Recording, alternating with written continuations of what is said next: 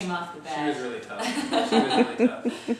But we were grateful that he just went ahead and did it. I came off the bed. He was holding one side, the nurse was holding the other, and in between screaming my head off, I was like, Dr. Hewish, could you please stop because I don't think I'm going to make it. Like, please don't do this. And then he'd do it again and I'd scream, but that was probably the most intense part, even more than the contractions and everything. So do your pelvic tilts a lot. And that's the other thing is we had thought about getting him in the right position a lot prior to actually going to labor. But then when we were in labor, she was, by the time we got to the hospital, she was so uncomfortable that she wasn't moving around a lot. It was getting to the bathroom was a chore, so we didn't move around as much as we had envisioned. And so we actually should have been doing pelvic tilts when we were at home, getting in the right spot. But we were busy trying to relax. Yeah. So, let's see, he turned in and then he dropped to a +2. And then he stayed there for another hour or so. Hour. And that's when we were like, okay, we probably need some intervention. And at that point the doctor said, you know, we can use the vacuum, and if we use the vacuum, you still have enough energy to help push. But if we wait till longer, you're going to be so spent that you can't do anything. And so he said, well, give us an hour, let us see what we can do in an hour. And that's when I was on the phone with these guys quite a bit. They were great, like 1 in the morning on up. So Christina was texting me suggestions, and we were talking on the phone, and during that last hour, we had Liv in every position you could think of. She was standing on the bed, she was kneeling on the bed, she was squatting, she was on the couch, she was on the ball, she was against the wall. She was I had a bunch of energy at this point. Like, it was amazing because after the doctor turned the baby, I was like, all right, let's get to work. Like, I felt like I was like, okay, let's do this. And at that point, I was like, we were like just desperate to get something like working. And then when it really wasn't working, that's when we were like, okay, let's do this. And the nurse was awesome, and she was like, if you've got a choice between the C-section and the vacuum, let the doctor like work with you and use the vacuum and stuff. And she was crying, Cody was crying, and I was crying. We were like, let's just get this done, So when the doctor, as soon as we said yes, oh my gosh, it was like business time. He had his gown on. He was in the room within like seconds. There was a nurse following him in. There was another nurse coming in. So they were all on every side of me, and they were yelling at me to push, and I was yelling and pushing. It was just like the movies with the women screaming and stuff. It was just like that. I felt really bad for everybody else at the hospital at that point, because I was like, if there's anybody else thinking of a natural birth right now in this hospital, they're not going to go through with it listening to me. But yeah, but screaming helps. It really does. And that's it. That's you get it all out. So when they got him out, I had some nurses helping push on my belly to help push him out, and we got him out, and it was immediate relief. It's amazing, like it's an immediate like release, and we did have to get an episiotomy though. That did happen, and because his shoulder was caused. Shoulder dysplasia. I think that's what it was called. And so they did have to do an episiotomy, which at that point I was like, go for it. Let's do it. And you don't feel it with that much pressure, you're just not feeling it. So they did the episiotomy, and he came out, and he was having a little bit of difficulty breathing. He had some fluid, I think, in his lungs, and so that was the hardest part, I think, because I couldn't hold him right away. I had to like make sure that he was okay. And Cody went with him and just stood over there and made sure like everything was okay. And he kept looking over at me, and I was looking at him to make sure. And then they brought him over and let me hold him for just a few minutes before they had to kind of whisk him away to the nursery. And then I didn't see him again until 11:30 in the morning. And Cody had to be in charge then. He followed the baby, and there was a lot that went on in the nursery. Mm-hmm. So when we went to the nursery, when he came out, he didn't take a good deep breath.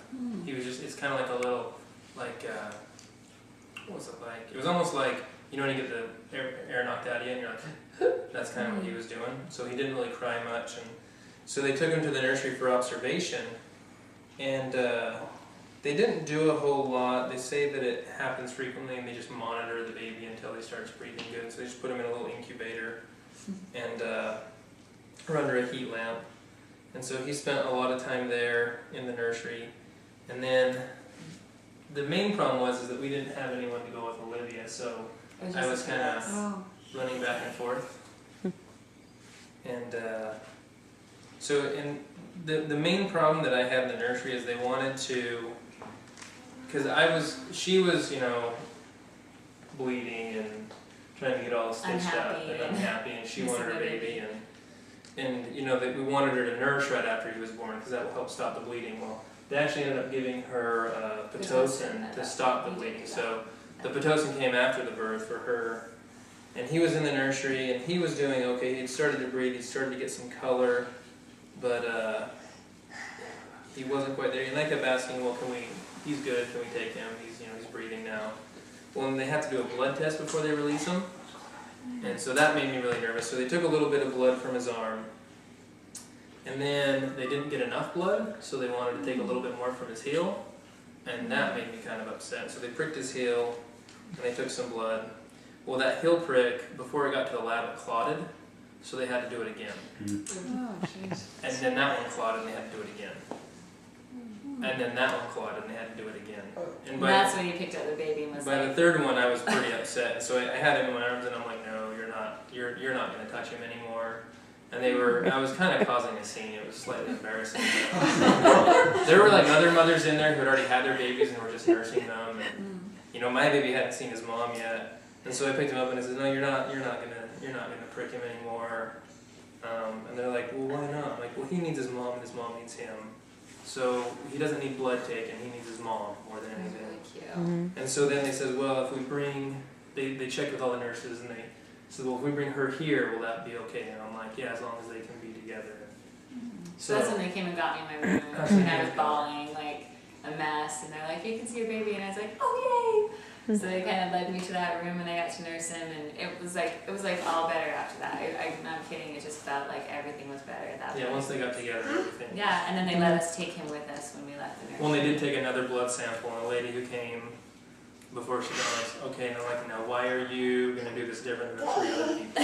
And I'm like, why is this going to work when the 3 other ones didn't? Because he's not going to coach anymore. Yeah.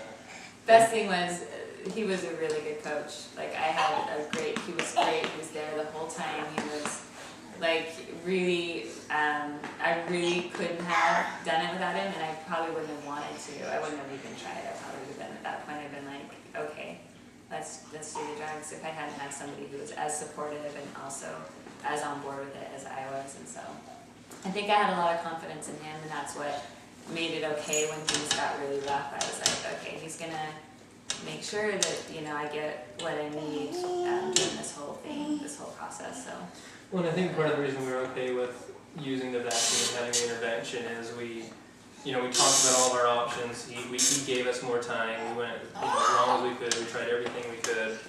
And so kind of at the end of that, we were more okay with it than the first time he suggested it. And we knew that, I mean, he could have given us medicine, you know, right when the baby was upside down or done some kind of intervention, but he didn't, so we kind of trusted him. He did. And he was very no-nonsense, which is exactly what you need when you're very emotional. You need a guy that's not even like, no emotion at all. He was just like all about business. And I just to help you guys out with this, if we freaked you out at all, we'll do it this way again. This is how we choose to do this again.